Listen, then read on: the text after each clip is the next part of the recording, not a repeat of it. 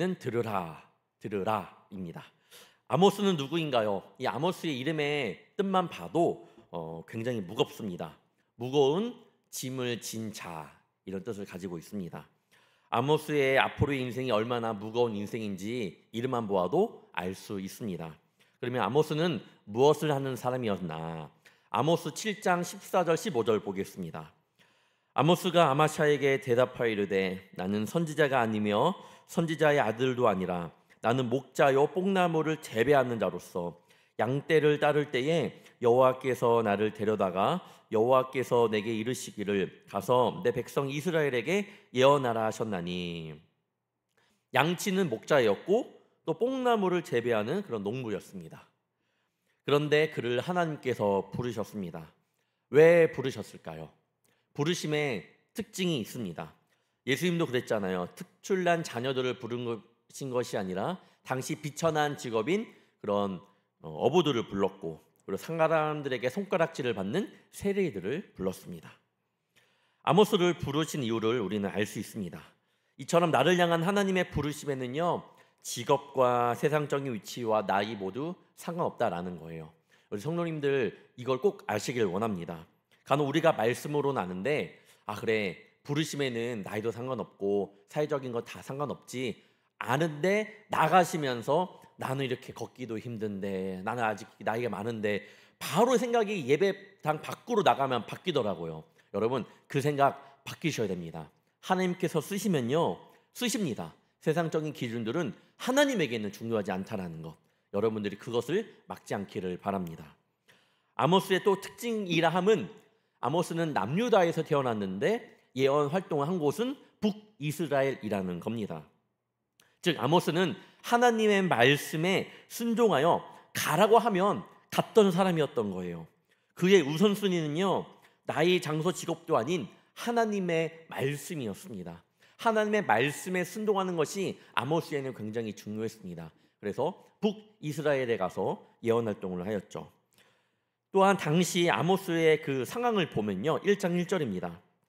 유다 왕 우시아의 시대, 곧 이스라엘 왕 요아스의 아들 여로보암의 시대, 지진전 2년에 드고와 목자 중 아모스가 이스라엘에 대하여 이상으로 받은 말씀이라.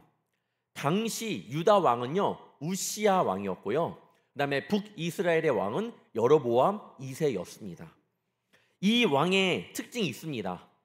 이 두 왕의 첫 번째 특징은 통치 기간이 길었다.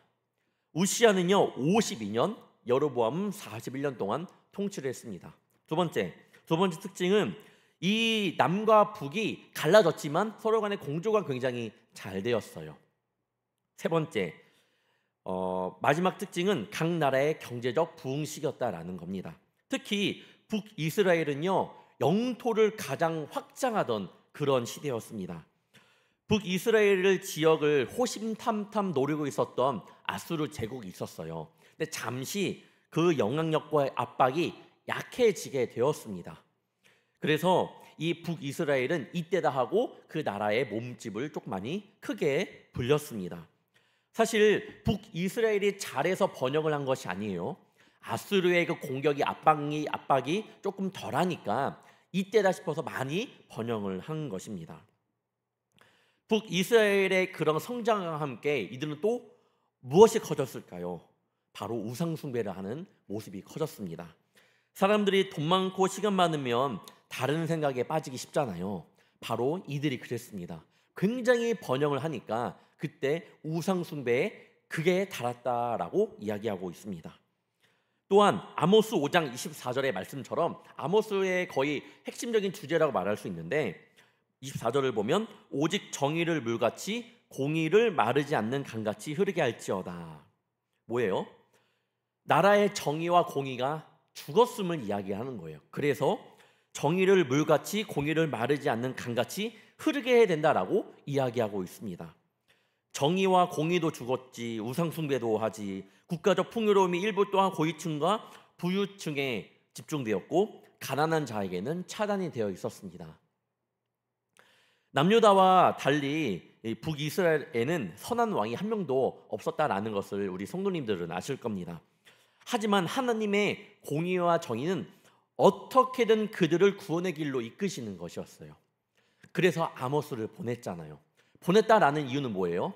그들이 죄 가운데 있지만 그래도 그를 포기하지 않으려는, 북이스라엘을 포기하지 않으려는 하나님의 마음이 담겨져 있는 겁니다. 하지만 그들은요, 보낼 때마다 그런 선지자, 예언자들을 무시합니다. 이들을 향한 하나님의 마음이 얼마나 아팠는지 하나님은 부르짖었다라고 오늘 말씀에서 이야기합니다. 1장 2절을 한번 보겠습니다. 그가 이르되 여호와께서 시온에서부터 부르짖으시며 예루살렘에서부터 소리를 내시리니 목자의 초장이 마르고 갈멜산 꼭대기가 마르리로다. 여러분, 하나님의 마음이 느껴지시나요? 하나님의 마음이 느껴지셔야 합니다. 여호와께서 시온에서부터 부르짖으시며, 하나님의 마음이, 이 단어만 봐도, 이 문장만 봐도 우리는 알아야 합니다. 느껴져야 돼요. 이 아모스 선지자는 들으라고 외칩니다. 오늘 말씀에도 들으라, 4장 1절에도 들으라, 5장 1절에도 들으라라고 말씀합니다. 신명기에도 들으라고, 쉐마라고 나오잖아요. 오늘 말씀에도 들으라라고 말씀합니다. 이 시간 하나님의 음성을 여러분 듣기를 원합니다. 하나님의 음성만을 듣기를 원합니다. 그 음성에 순종함으로, 그래서 주님 앞에 반듯하게 서 나가는 우리 성도님들 되시길 축원합니다. 첫 번째, 그리스도인에게는요, 의무와 책임감이 필요합니다. 1장 2절에서 하나님께서 백성들을 향하여 부르짖었다라고 말씀드렸잖아요. 그리고 이제 하나님의 심판의 메시지가 전해집니다. 그런데 그 메시지의 그 내용을 보면 그 형식과 조금 독특한 형식이 있습니다. 남유다와 북이스라엘을 향한 바로 심판의 메시지가 아니었어요. 그들이 잘못했으면 그들을 향해서 하나님께서 그렇게 바로 심판의 메시지를 전달하면 되는데, 그것이 아니고 먼저 그 주변 국가들에 대한 심판의 메시지가 전해지고 있습니다. 그 북이스라엘 주변을 둘러싼 다메섹, 가사, 두로, 에돔, 암몬, 모압 등 이 주변 나라들을 향한 하나님의 심판의 메시지가 먼저 전해집니다. 아모스 1장 3절과 6절과 9절과 11절과 13절과 그리고 2장 1절을 보면요, 이 나라들에 향한 하나님의 그런 메시지가 있습니다. 여호와께서 이와 같이 말씀하시되 땡땡의 서너 가지 죄로 말미암아, 뭐 가사의 죄로 말미암아, 두루의 죄로 말미암아, 암몬의 죄로 말미암아, 이렇게 계속 그 주변 국가들에 대한 하나님의 심판의 메시지를 전하고 있습니다. 자, 그리고 그 심판의 메시지는 결국에는요, 남유다를 거쳐 이들의 심판 메시지가 끝났잖아요. 그럼 이제 남유다를 겨냥하고 마지막은 북이스라엘을 정조준합니다. 아모스 2장 4절을 보시면요, 함께 2장 4절을 보겠습니다. 여호와께서 이와 같이 말씀하시되 유다의 서너 가지 죄로 말미암아, 또 5절에는 내가 유다의 불을 보낸다라고 말씀합니다. 주변 국가들을 끝났습니다. 이제는 남유다. 그 다음에 6절을 보시면 여호와께서 이와 같이 말씀하시되 이스라엘의 서너 가지 죄로 말미암아, 그리고 13절에는 보라, 곡식단을 가득히 실은 수레가 흙을 누름같이 내가 너희를 누르리니 라고 말씀하고 있습니다. 한번 지도를 보시겠습니다. 지금 이 남유다와 북이스라엘이 빨갛게 되어 있는데, 이 주변 국가들을 먼저 하나님께서 심판의 메시지를 전하고 있는 겁니다. 자, 그리고 빨간색, 그 다음에 남유다, 북이스라엘을 향하여 정조준을 하고 있는 거죠. 여러분, 그 수사망을 좁혀올 때 어떻게 좁혀오나요? 범인이 있을 곳만한 그 곳을, 운둔지를 바로 가서 습격하지 않습니다. 포위를 합니다. 포위를 하면서 점점 그 수사망을 좁혀오잖아요. 그러면 지금 이 타겟은 뭐예요? 이 넓은 지역인가요? 아니면 이 가운데 있는 도둑이 사는 뭐 그런 운둔지인가요? 당연히 이 가운데겠죠. 지금 하나님께서 심판의 메시지는요, 당연히 여러 국가들을 향해서도 심판의 메시지를 전하고 있지만 하나님의 목적은요, 바로 남유다, 무엇보다 오늘은 북이스라엘을 향하여 정조준을 하고 있다라는 거예요. 이들은 그냥 하나님의, 이들을 향한 메시지를 전달하기 위해 이들은 하나의 도구로 하나님께서 사용하신 거죠. 저는 말씀을 준비하면서 이런 생각이 들었습니다. 타겟은 하나님의 백성들인데 왜 그러면 주변 나라들까지 심판을 받아야 할까? 묵상하는 가운데 이런 마음이 주어졌습니다. 하나님의 백성들이 제대로 하지 못하면 이 땅의 패역은 교회의 잘못이구나. 결국 남유다와 북이스라엘의 타락이 주변 국가들의 몰락을 야기시켰습니다. 하나님의 백성들이라고 하는 남유다와 그 북이스라엘의 근본적인 잘못은 뭔가요? 말씀을 따라 살지 못했던, 순종하지 못했던 그런 모습입니다. 여러분, 십계명 아시죠? 다 아시죠? 십계명은요, 여러분과 저만 지키라는 말씀일까요? 아니에요. 이 십계명은요, 보편적인 진리입니다.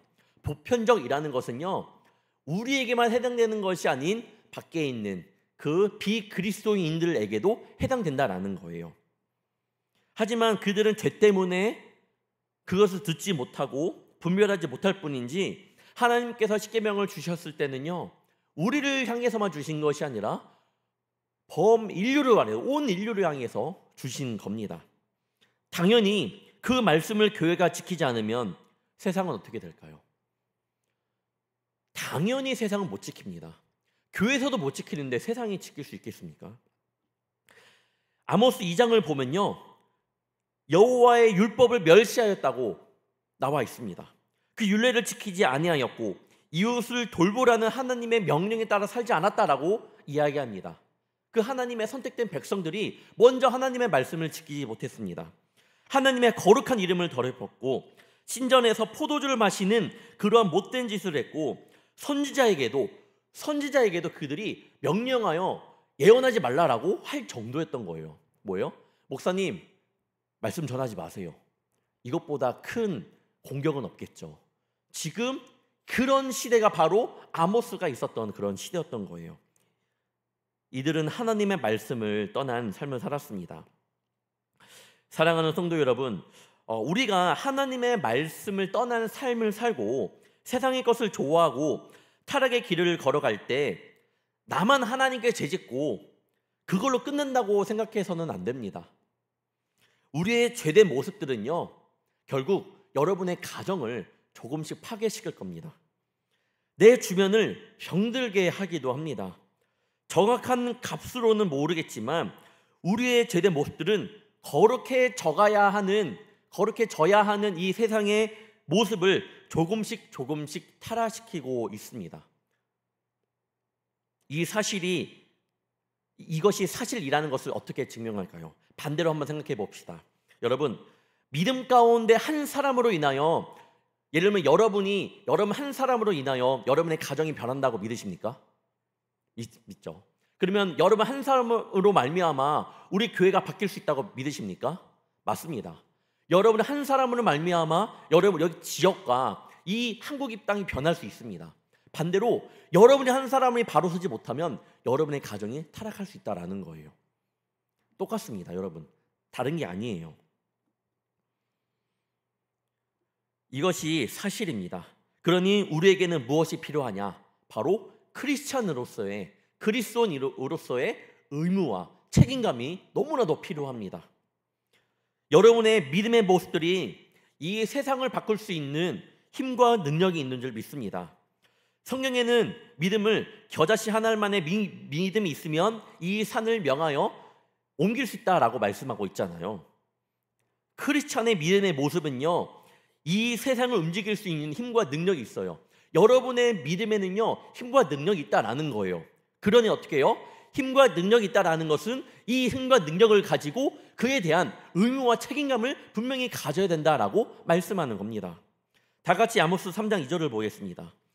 내가 땅의 모든 족속 가운데 너희만을 알았나니 그러므로 내가 너희 모든 죄악을 너희에게 보응하리라 하셨나니. 2절의 말씀을 보면서 아모스가 전하는 하나님의 심판의 메시지를 한번 잘 보아야 합니다. 자, 모든 족속 가운데 너희만을 알았다라고 해요. 너희만을. 그리고 읽지 않았지만 3장 그 1절에 보면 출애굽에 관한 언급을 합니다. 이 출애굽 사건은 이스라엘의 존재가 언제부터 시작되었고 누구로 말미암았는가를 지적해주는 부분입니다. 무엇을 말하는 거예요? 1, 2절을 통해 하나님께서 말씀하고자 하는 것은 하나님께서 이스라엘 백성들을 너무나도 잘 알았다라는 거예요. 너무나도 그들을 사랑했다라는 거예요. 너희만 알았다라는 거예요. 출애굽 사건을 상기시키면서 이때 보지 않았냐? 너희들이 그때 느끼지 않았냐? 내가 너희를 그렇게 사랑한다라고 말씀하는 겁니다. 누군가를 진하게 사랑하면 상대방이 알까요, 모를까요? 압니다. 진짜 알아요. 모를 수가 없습니다. 당연히 이스라엘 백성들도 하나님께 그런 사랑을 받았습니다. 그러면 그 사랑을 알까요, 모를까요? 알죠. 알 거예요. 내가 하나님께서 택하신 민족이라는 것, 내가 하나님의 사랑 때문에 이 자리까지 왔다라는 것을 그들은 압니다.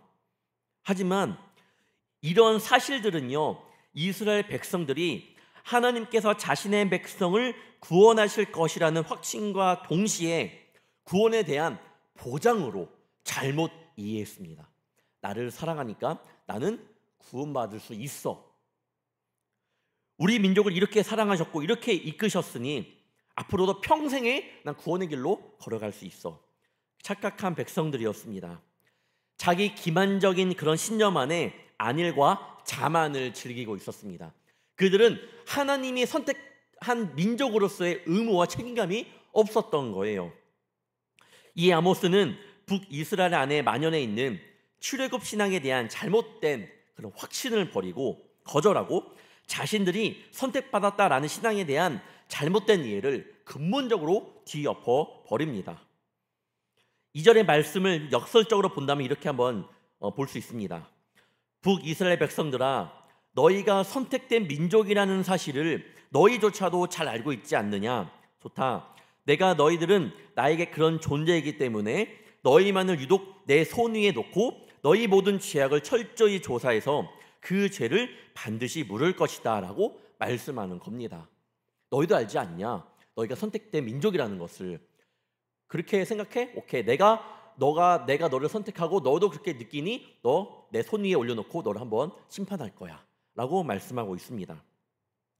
사랑하는 성도 여러분, 우리가 말씀을 통해 하나님의 사랑에 대해 굉장히 많이 듣습니다. 그런데 하나님의 사랑만큼 그 의무와 책임감을 가져야 할 그 모습을 간과할 때가 있습니다. 마냥 그 받는 사랑에만 익숙해지는 것이 아닌 사랑을 받은 만큼 더 깊이 여러분도 주님을 사랑하기를 바랍니다. 그리고 그 사랑을 이웃들에게 전해야 할 의무와 책임감이 있음을 반드시 마음 가운데 새기길 원합니다. 두 번째, 그리스도인은 자신에게 한번 질문할 줄 알아야 됩니다. 질문해야 합니다. 3장 3절부터 8절까지는 마치 하나님께서 이스라엘과 논쟁하는 듯한 그런 어조로 이야기를 하고 있습니다. 하나님께서 아모스를 통해 이스라엘을 향한 이 9개의 질문을 하고 있는데 이거를 수사학적 질문이라고 합니다. 수사학적 질문이 무엇인가요? 자신의 주장을 평서문 대신에 의문문 형태로 제시하는 거예요. 하지만 그 질문에 대한 정답은 너무나도 명백해서 굳이 구체적인 답을 할 필요 없는 질문입니다. 예를 들어 설명해 드릴게요. 쉽게. 음식 쓰레기를 줄이는 것을 목표로 하는 한 공익 광고가 있습니다. 그러면 그냥 평산문으로 한다면 음식물 쓰레기 남기지 마십시오 라고 하겠지만 수사학적 질문으로 한다면 여러분 이것이 돈이라면 남기겠습니까? 라는 거예요. 그러면 당연히 안 남기죠. 당연히.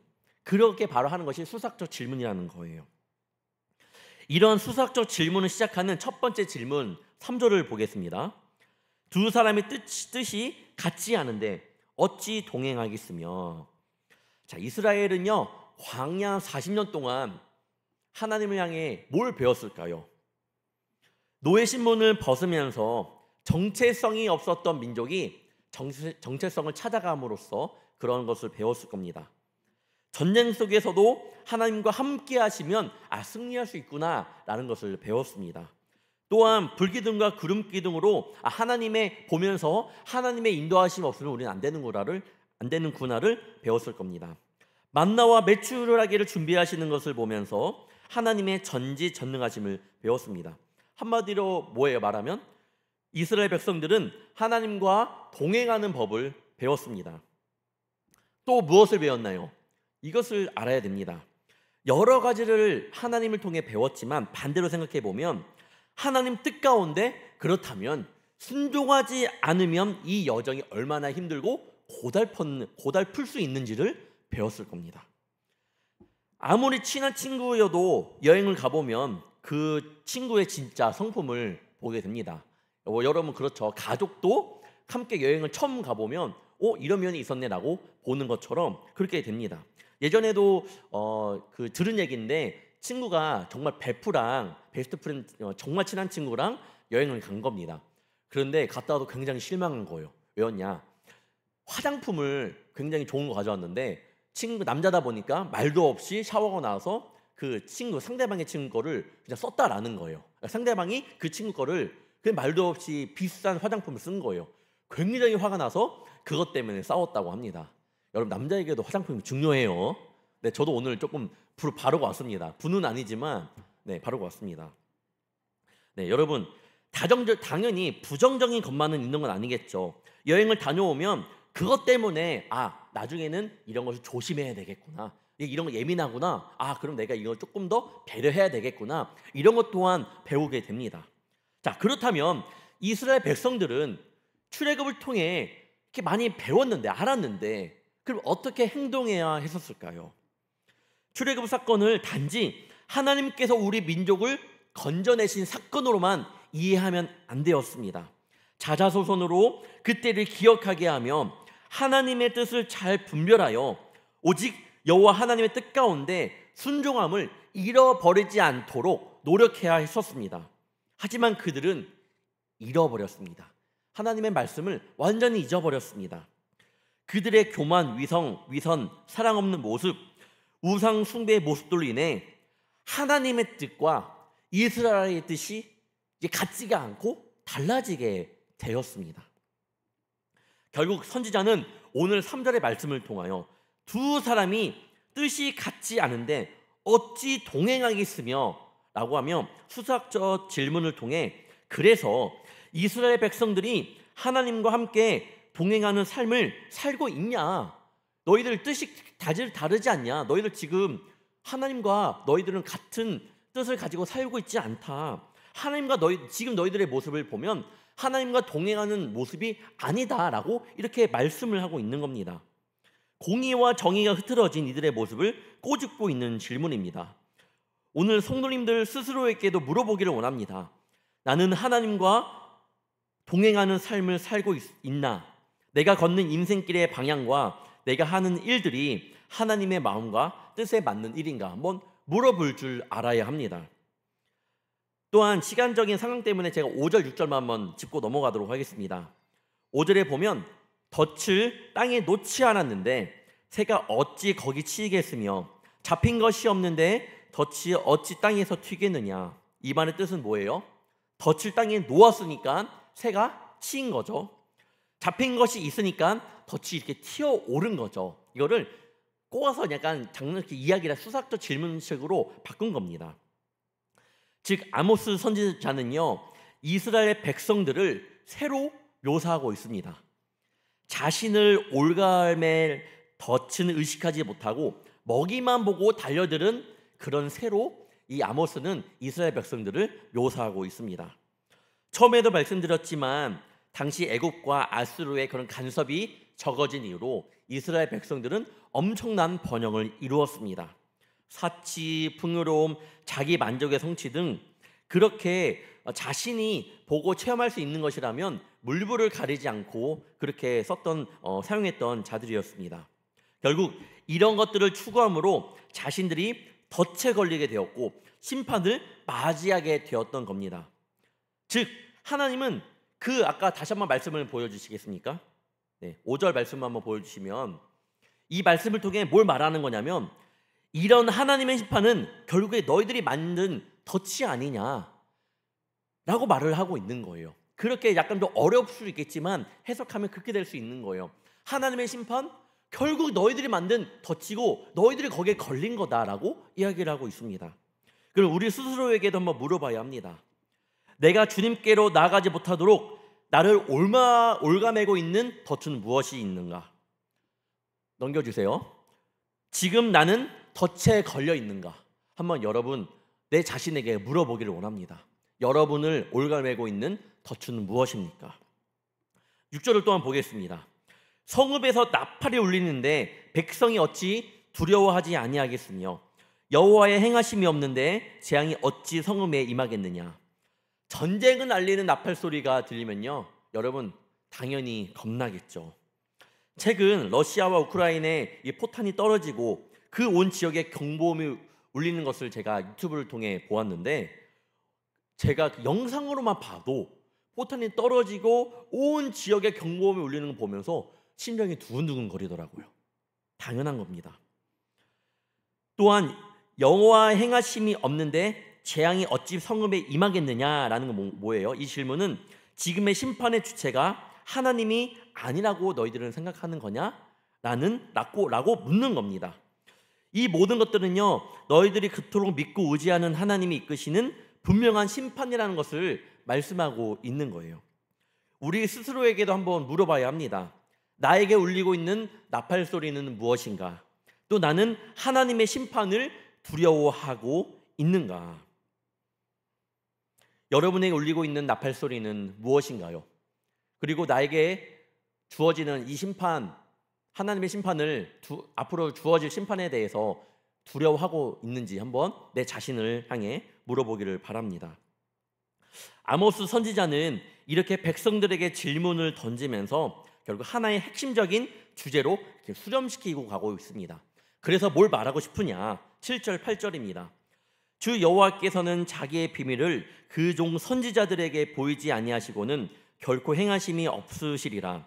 사자가 부르짖은즉 누가 두려워하지 아니하겠느냐? 주 여호와께서 말씀하신즉 누가 예언하지 아니하겠느냐? 쉽게 말하면 이 모든 것은 하나님께서 주관하신다라는 거예요. 이 모든 심판은 하나님께서 주관하신다라는 거예요. 그리고 이 원인은 너희들이 제공했다라는 겁니다. 이 주변 국가들뿐만 아니라 북이스라엘의 심판의 메시지까지 하나님의 주권 아래 있음을 지금 7, 8절을 향해 말하고 있습니다. 아모스의 이런 수사적 질문들은요, 결국에는 좀 어려웠지만 이 질문들을 통해서 하나님의 주권, 결국엔 이 모든 것들은 하나님께서 주관하시는 거고 너희들에게 내릴 심판은 하나님께서 이끌어 가시는 거야 라고 말하고 있고요. 또 하나, 그런 질문들을 통해서 우리가 느끼게 되는 것은요, 그 질문들을 잘 보잖아요.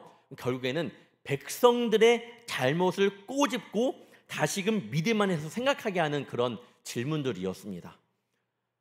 3절을 쭉 읽어보면 그런 질문들을 통해서 결국에는 자기 자신을 바라보게끔 하는 그런 질문들이었어요. 나중에 한번 집에 가서 한번 쭉 보시면 이런 질문이었구나, 나에게도 해당이 되는구나, 이렇게 느낄 수 있을 겁니다. 여러분, 나의 잠자는 믿음을 깨우는 질문은요 반드시 필요합니다. 이는 이 모든 것을 주관하시는 하나님을 알게 할 뿐 아니라 이 악한 시대 가운데 어떻게 서야 하는지를 분명히 알려줍니다. 여러분들 질문하기를 원합니다.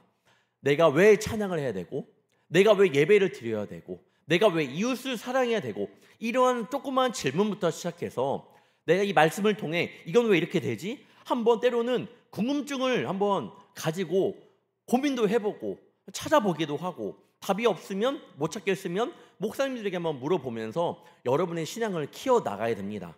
그것이 잠자고 있는 믿음을 깨워주는 아주 좋은 그런 도구가 된다라는 것을 기억하기를 원합니다. 마지막, 그리스도인의 모습은요 세상도 봅니다. 오늘 읽진 않았지만 9절 10절을 이 시간 다 함께 읽어보도록 하겠습니다. 시작.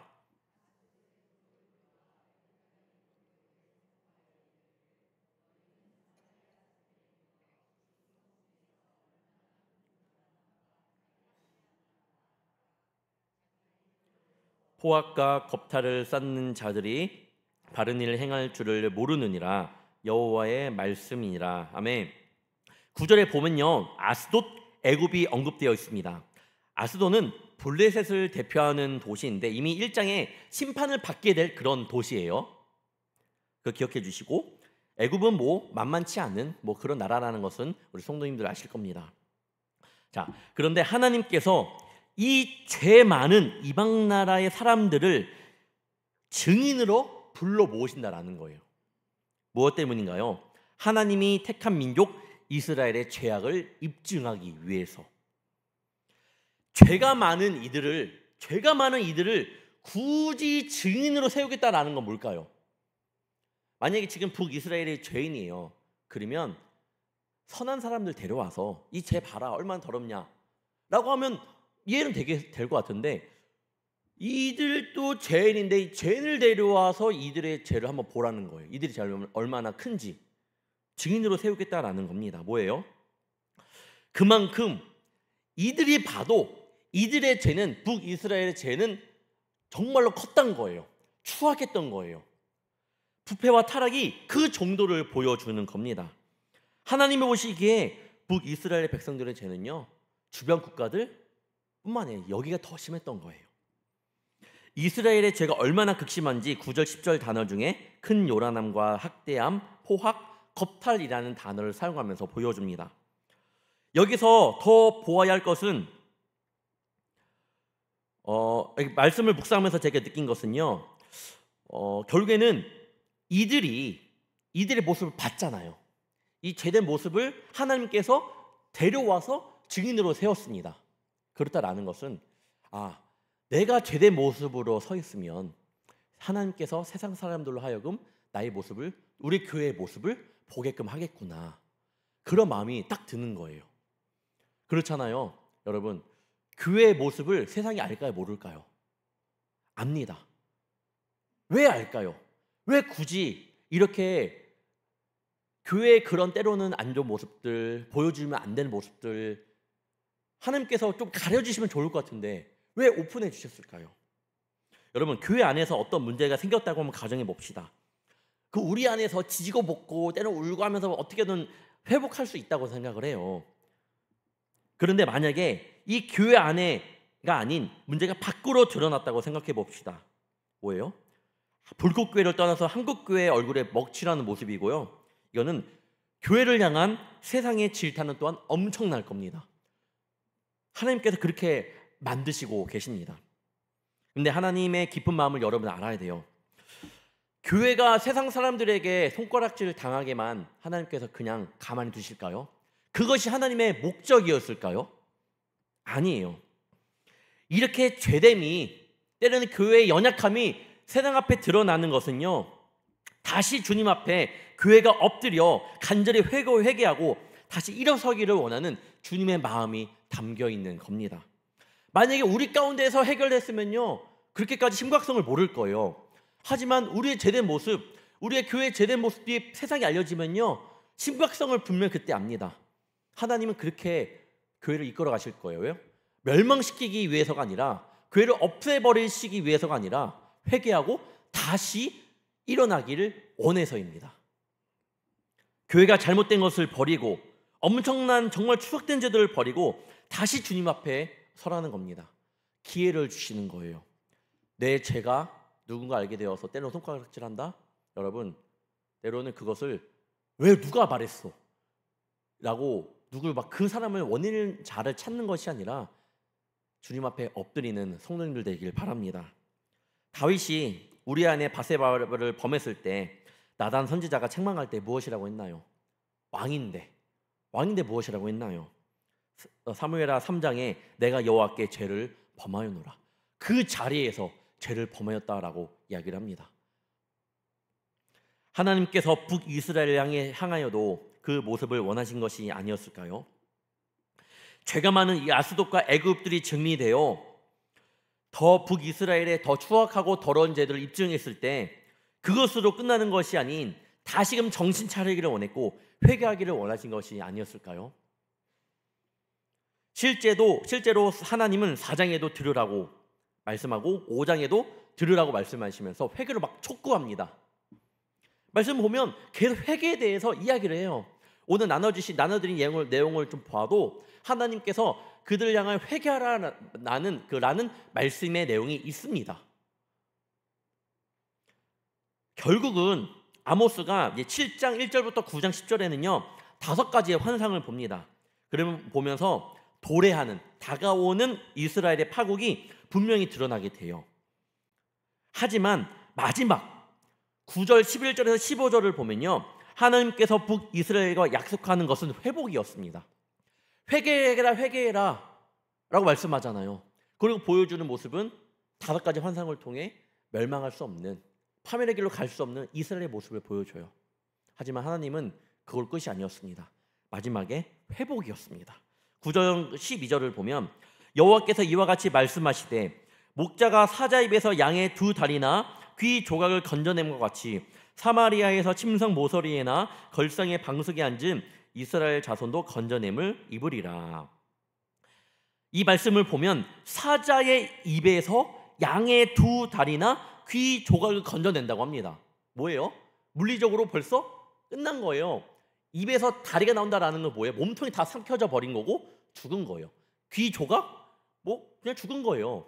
그런데 하나님께서는 그럴지라도 완전히 다 끝난 이들이지만 회복의 약속을 하고 계십니다. 이 하나님의 은혜입니다. 저 너무나도 행복하고 감사했습니다. 아모스 9장 11절 그날에 내가 다윗의 무너진 장막을 일으키고 그것들의 틈을 막으며 그 허물어진 것을 일으켜서 옛적과 같이 세우고 하나님의 회복의 말씀을 분명히 볼 수 있습니다. 보아야 돼요. 마지막에 하나님의 모습은요 회복입니다. 회복. 여러분의 가정이 무너지든 여러분의 자녀들을 여러분의 손자 손녀들 어떤 상황 가운데 있는지 모르겠지만요 여러분 하나님께 원하시는 것은요 결국은 회복이에요. 멸망이 아닙니다. 믿음으로 고백하는 우리 성도님들 되시길 주님의 이름으로 축원합니다. 그렇게라도 하지 않으면 회복되지 않거든요. 그렇게라도 하지 않으면 회복되지 않는 하나님의 마음을 알아야 돼요. 그래서 하나님은요 그 이후로 북이스라엘이 아수르에 멸망되고 남유다도 어떻게 되죠? 바벨론에 의해 멸망당하지만 하나님의 그 약속대로 70년의 포로를 생각을 지나고 돌아오는 역사가 일어납니다. 회복이에요. 회복. 우리 가운데도 회복을 주시길 원하십니다. 요한복음 13장 1절 다 같이 함께 읽도록 하겠습니다. 시작. 예수께서 자기가 세상을 떠나 아버지께로 돌아가실 때가 이른 줄 아시고 세상에 있는 자기 사람들을 사랑하시되 끝까지 사랑하시니라. 아멘. 사랑하는 성도 여러분, 오늘 나에게 들려주시는 메시지는 무엇인가요? 나의 마음 가운데 들리는 하나님의 음성이 단 하나라도 있었기를 간절히 축원합니다. 하나님의 자녀로서 의무와 책임감을 반드시 가져야 되고요. 그 신앙이 무너지지 않게 한번 질문도 한번 내 자신에게 해보기를 원하고 또한 나의 모습이 세상 사람들에게 비춰질 수 있음을 또한 기억하며 늘 주님 안에서 깨어있는 복되고 귀한 성도님들 되시기를 주님의 이름으로 축원합니다. 기도하겠습니다.